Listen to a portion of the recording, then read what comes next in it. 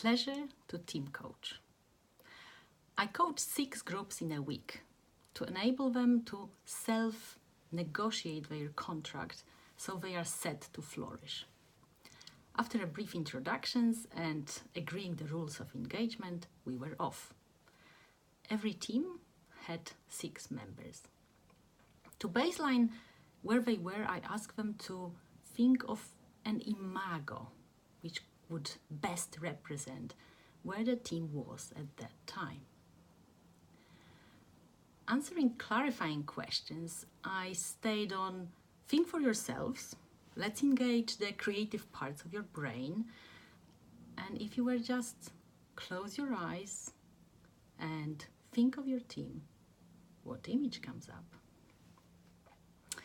I was about to sketch an example on a whiteboard when one of them grabbed a crayon, which I borrowed from my 3-year-old daughter, and started busily drawing, and the rest followed suit. Wow, fascinating, I thought, with drawing, as I observed an immense varieties of images unfolding in front of my eyes. We had houses, mountain huts, mountain ranges, bridges, roads, paths, groups of animals, family-like images, and all of it full of color, life, and story.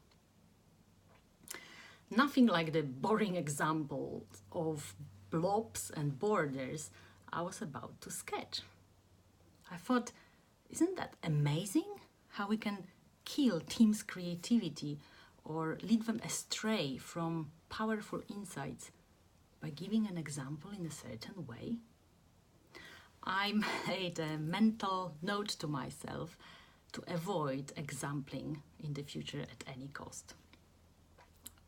But what was even more fascinating to me, coach, mere observer by then, was the richness of stories being told around that table when people were explaining their own drawings to the rest. I asked some steering questions about borders, relations or connections with other people outside of that room or other teams, worst case scenarios, best case scenarios, possible bumps on the route.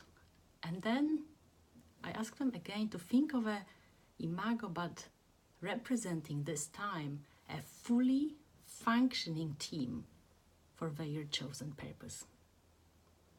And again, we've drawn when the hand started busily filling up new pieces of paper or adding elements or color to the old versions.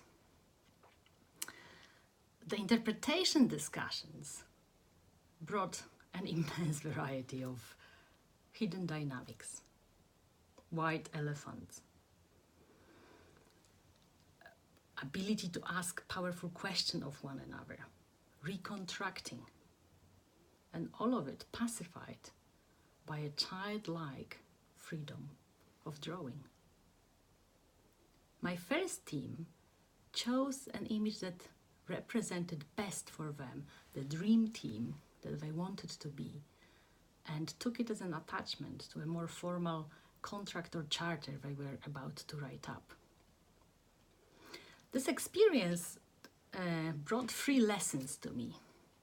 1, to stretch even more the silence after asking a powerful question or giving a vague enough instructions to the team to see if they are not ready to self-run with it. And my role is to withdraw and observe how they are building off each other or not, even the subtlest mimes and body language or words, and then offer it back to them as an observation. Lesson 2, the withdrawing from the table gives me an ability to soften my gaze, feel the room, and envelop the team with even more stronger and empowering presence. And then again, offer back the felt observations and experiences.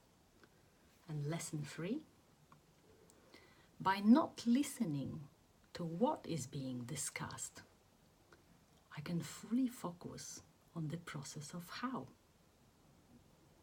And that gives me an immense depth of seeing how the team is or is not. And by offering that back to them, a fantastic and significant shift can happen. If you are touched by the story, intrigued, or have a comment, please connect with me on anialichota.com, and I thank you very much for listening.